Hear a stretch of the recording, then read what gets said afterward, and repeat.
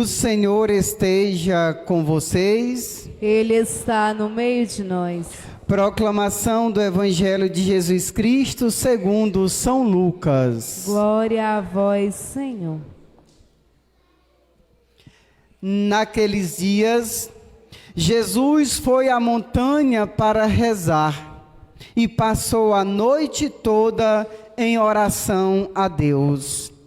Ao amanhecer, chamou seus discípulos e escolheu 12 dentre eles, os quais deu o nome de apóstolos. Simão, a quem impôs o nome de Pedro, e seu irmão André, Tiago e João, Filipe e Bartolomeu, Mateus e Tomé, Tiago, filho de Alfeu, e seu irmão, e Simão, chamado Zelota, Judas, filho de Tiago, e Judas Iscariotes, aquele que se tornou o traidor. Jesus desceu da montanha com eles e parou num lugar plano. Ali estavam muitos dos seus discípulos e grande multidão de gente de toda a Judeia e de Jerusalém, do litoral de Tiro e Sidônia. Vieram para ouvir Jesus e serem curados de suas doenças. E aqueles que estavam atormentados por espíritos maus também foram curados. A multidão toda procurava tocar em Jesus, porque uma força saía dele e curava a todos. Palavra da salvação. Glória a vós, Senhor. Que as palavras proclamadas no Santo Evangelho purifiquem os nossos corações e apaguem os nossos pecados. Louvores a vós, ó Cristo. O Senhor é muito bom para com todos. O Senhor é muito bom para mim, muito mais do que aquilo que eu mereço. E eu convido você, caro irmão, cara irmã, nesta noite, também reconhecer a bondade do Senhor. Nós iniciemos esta celebração após a saudação inicial, reconhecendo que somos pecadores e que somos necessitados da misericórdia do nosso Deus. Bem sabemos nós, meu irmão, minha irmã, que o pecado impede, o pecado bloqueia muitas vezes a graça, a bênção que o Senhor tem para com cada um e cada uma de nós. Quantas vezes nós dobramos os nossos joelhos em oração, um dia, 2 dias, fazemos uma campanha de oração 3 dias, 9 dias, uma novena, um novenário, e muitas vezes a graça parece demorar. E diante desta demora, muitas vezes, e acredito que na maioria, nós não paramos para olhar onde é que nós estamos pecando, onde é que nós estamos desagradando ao nosso Deus.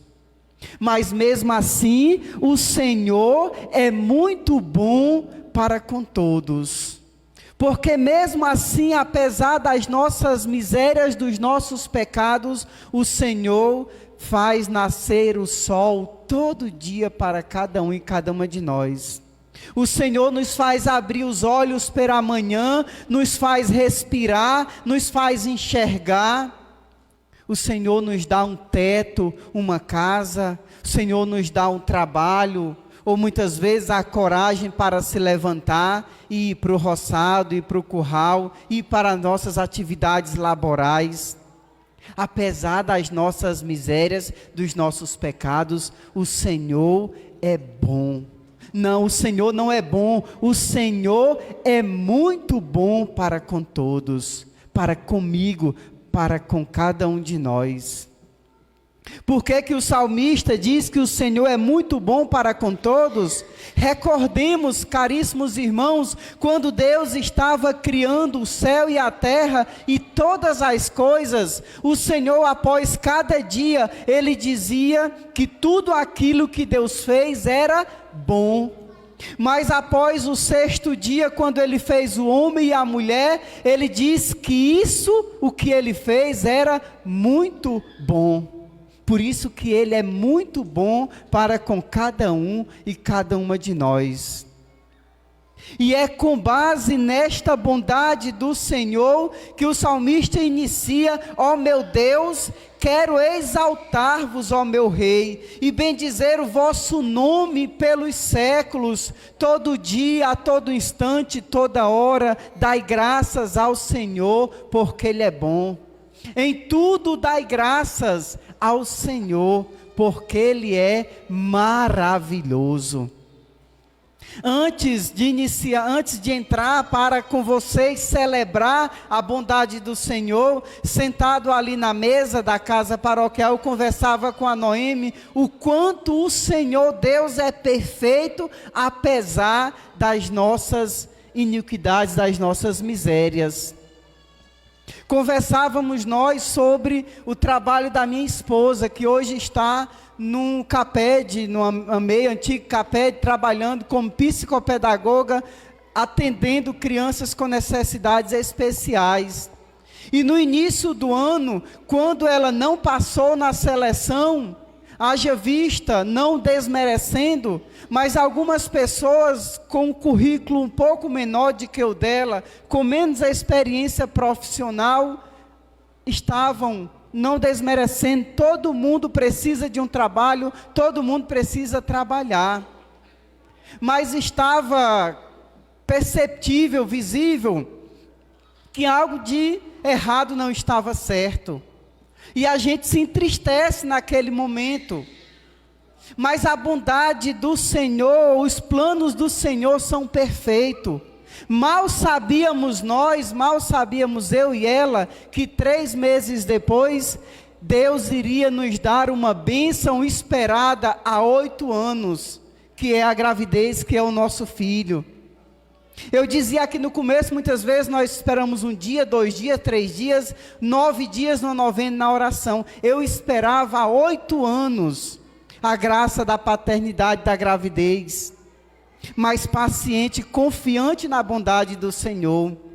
E mal sabíamos nós que Ele ia trabalhar algo menos, que exigia menos esforço do que uma sala com 15, 20 crianças. Ela atende uma criança por vez. Muitas vezes, quando acontecem coisas que aos nossos olhos parece ruim, que aos nossos olhos parece uma desgraça, como diz o livro da sabedoria, são os planos de Deus, são a manifestação do poder de Deus, é Deus preparando todo o ambiente para a graça, para a manifestação, para o seu poder acontecer na nossa vida. Mas para isso, caríssimos irmãos e irmãs, é necessário nós, em todas as situações, dar graças, como diz o apóstolo São Paulo, em tudo dai graças. Em tudo dai graças, porque tudo, a partir do momento quando nós decidimos, como diz o apóstolo São Paulo na carta aos Colossenses, logo no início: assim como aceitastes a Cristo Jesus como Senhor, assim continue a guiar-vos por Ele. Quando nós recebemos o nosso batismo, quando nós confirmamos o nosso batismo através do sacramento do crisma, nós dizemos assim: eu quero viver pela bondade do Senhor, eu decidi viver pela graça do Senhor, que se deu na cruz por mim. Eu aceito essa proposta de viver sobre a sua mão poderosa. Mas na prática, no dia a dia, pela nossa fraqueza, pela nossa miséria humana, muitas vezes nós pulamos a parte do Pai Nosso, seja feita a vossa vontade. Faça, Senhor, a minha vontade, porque eu estou precisando agora. Não, caríssimos irmãos e irmãs, continuai a guiar-vos pela graça, pela bênção, pela palavra do Senhor. E ele diz, enraizados nele e edificados sobre ele, apoiados na fé que vos foi ensinada, dando-lhes muita ação de graças. Dando muita ação de graças. Caríssimos irmãos, eu não preciso dizer o quanto nós somos agraciados por Deus. Outro dia eu conversava com um grande amigo meu, uma pessoa assim de uma sabedoria também incrível. Às vezes nós passamos meia hora, 1 hora, 2 horas conversando sobre a palavra de Deus e nós não vemos o tempo passar. Seu Sebastião, lá da comunidade de São Sebastião, e a gente conversava. Será que nós já paramos para agradecer a Deus por ter nascido aqui no Camará, aqui na região, por ter nascido no Ceará? Mas o que é que tem a ver, Rodrigo? Poderia ter nascido na África e estar passando fome, simplesmente por ter nascido lá. Poderia ter nascido no Oriente Médio e estar sem poder professar a fé nesse Deus que é tão maravilhoso, que deu a vida por mim, porque senão os muçulmanos estavam me matando. Poderia ter nascido em qualquer canto que eu não pudesse ter essa liberdade, pudesse proclamar o meu Deus, pudesse buscar o meu Deus, pudesse manifestar, testemunhar esta ação de graça. Agradecer a Deus simplesmente por ter nascido no Ceará, por ser nordestino, comer cuscuz. Nem em todo canto não, é só aqui no Nordeste. Tudo isso, caríssimos irmãos e irmãs, é pela bondade do Senhor. Dai graças, bendizei o Senhor pelos séculos. Todos os dias haverei de bendizer-vos, hei de louvar o vosso nome para sempre. Louvado seja o Senhor nosso Deus, que nos ama, que nos abençoa, que todo dia nos concede a vida, a disposição, pela sua bondade, porque eu falo por mim mesmo, muitas vezes eu não faço por merecer a bondade do Senhor, mas o Senhor é muito bom para com todos. E adentrando, caríssimos irmãos, dentro deste evangelho, para que nós possamos fazer jus, fazer por merecer esta bondade do Senhor, é preciso nós construirmos uma vida de oração. Eu não falo, é obrigado nós rezarmos e rezarmos e rezarmos. Eu digo, não é obrigado, é prazeroso, é gostoso. É maravilhoso eu acordar de manhã, ter na mente que o Senhor é bom para comigo, pegar meu texto e dizer, louvado seja Deus, eu vou rezar esse texto, louvando e bendizendo a Deus pela bondade que Ele me dá a cada dia. É prazeroso eu acordar de manhã, antes de sair para trabalhar, junto com a minha esposa, se colocar diante do meu oratório, rezar, pedindo a Deus as bênçãos, para que nós possamos ser testemunho deste amor no nosso ambiente de trabalho, porque nós trabalhamos diretamente com pessoas. Não é viável, não é interessante um cristão trabalhar com pessoas, ser servidor público e tratar as pessoas como se elas não estivessem ali precisando daquele serviço público. Não é viável, não é testemunho cristão, não é de quem acorda o dia alegre agradecendo a Deus. Então todo dia eu tenho que rezar pedindo a Deus a sabedoria, o discernimento, as graças, as virtudes, rezar pedindo a Deus virtudes para sermos santos, virtudes para sermos obedientes à palavra de Deus, virtudes para vivermos intensamente, inteiramente o santo evangelho. É na oração. Caríssimos irmãos, Jesus precisava tomar uma decisão muito importante,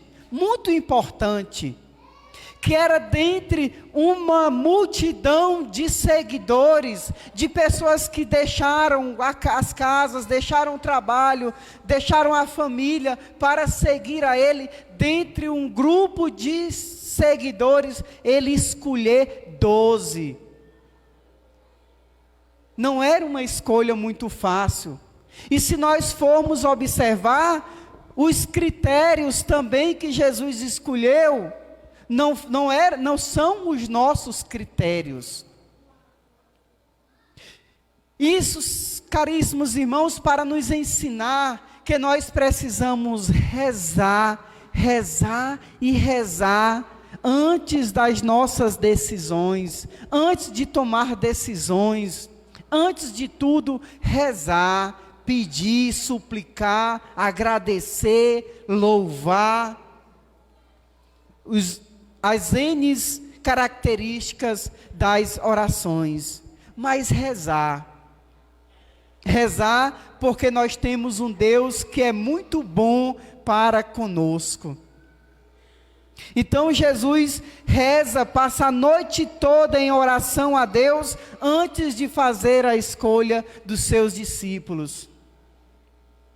Se nós formos fazer, eu não quero entrar nesta seara, não quero entrar nesse caminho, porque senão nós iríamos se estender, né, sobre as características dos seus discípulos. Ele rezou a noite toda, mas ele escolheu Pedro, que negou a ele 3 vezes. Ele rezou a noite toda e mesmo assim escolheu Judas Iscariotes, que foi o seu traidor. Ele rezou a noite toda, mesmo assim ele escolheu Tomé, que não acreditou na ressurreição.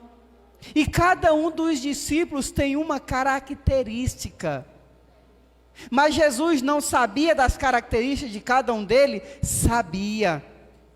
E isso também nos ensina que nós somos humanos. Jesus não escolheu pessoas de outro mundo, eram pessoas comuns, como todos nós. É para Jesus nos ensinar que apesar desse amor, apesar dessa gratidão, apesar desse louvor a Deus logo no amanhecer, vai ter dias que esse Rodrigo que vocês estão vendo vai ser diferente. Vai ter dias que ele vai chorar, vai ter dias que ele vai espraguejar, vai ter dias que ele vai perder a paciência. Ainda vou, nesse presbitério aqui, dar o meu testemunho do milagre que Deus realizou na minha vida, e vocês vão ver as várias faces do Rodrigo durante esses 8 anos de espera do milagre. Isso é promessa, ainda vou vir aqui, é um dos lugares que eu venho testemunhar, porque faz parte da minha história. E o meu filho, uma das promessas que eu fiz é testemunhar o poder de Deus, porque assim como eu, tem muitas mulheres, muitos casais que desistem depois do 3º, 4º ano, quando não conseguem um filho. Eu não sou o único, eu sou um dos. Mas aguardem, cena dos próximos capítulos. Mas para dizer que, assim como os discípulos tinham essas características, não nos condenemos quando nós amanhecermos fracos na fé, dizendo: Senhor, por que isso? Quando nós nos pegarmos no nosso quarto com as lágrimas descendo, não é fraqueza, é porque isso faz parte da nossa humanidade. E ao final de tudo isso, nós vamos ver o grande ensinamento que Deus nos dá, o quanto nós saímos mais forte depois de uma noite em claro, chorando por N as situações, depois de 1, 2, 3 semanas, 4 semanas, passando por dificuldades, o quanto nós saímos mais forte, porque foi assim que saíram os discípulos. Fora João, o discípulo amado, nenhum deles morreu de velho, todos eles foram mortos, assassinados, de diversas formas, porque se manteram firmes, apesar da fraqueza, mas no final ele dizia: eu não nego a fé em Jesus Salvador, em Jesus o Cristo, Filho de Deus. Fortalecer-se diante das situações, porque a própria palavra de Deus nos ensina que assim como o ouro é provado no fogo, a nossa fé é provada diante das dificuldades. E para concluir, caríssimos irmãos, a multidão toda procurava tocar em Jesus, porque uma força saía dele e curava a todos. A nossa oração, ao final, precisa tocar em Jesus. Pode ser na hora que nós começamos, pode ser no final. A minha oração tocou no manto de Jesus depois de 8 anos. A nossa oração tem que tocar em Jesus, porque a partir do momento que a nossa oração toca os céus, se converterá toda ela em graça e bênçãos para a manifestação, para a glória, para a honra do nome de nosso Senhor Jesus Cristo, porque é tudo para Ele, tudo com Ele, tudo por Ele. Não percamos a fé, não percamos a esperança. Diante das palavras do Evangelho, diante dos ensinamentos das Sagradas Escrituras, louvemos a Deus em todas as circunstâncias. Se estamos em vitória, louve a Deus. Se estamos em batalha, louve a Deus. Independente da situação, louvemos a Deus. O nosso louvor, a nossa oração toca os céus e de lá vem a graça, a bênção, a unção, a cura, a libertação, a graça necessária para a nossa vida, para a nossa necessidade aqui na terra e principalmente a vitória, a nossa salvação no céu. Quem acredita, diga bem forte, amém. Oh, Deus maravilhoso, essa é a igreja que Jesus Cristo quer, essa é a igreja que Jesus Cristo sonhou, uma igreja viva, uma igreja que clama, uma igreja que diz com voz forte: Senhor, meu Deus, eu te dou graças, porque Tu és bom em todas as circunstâncias.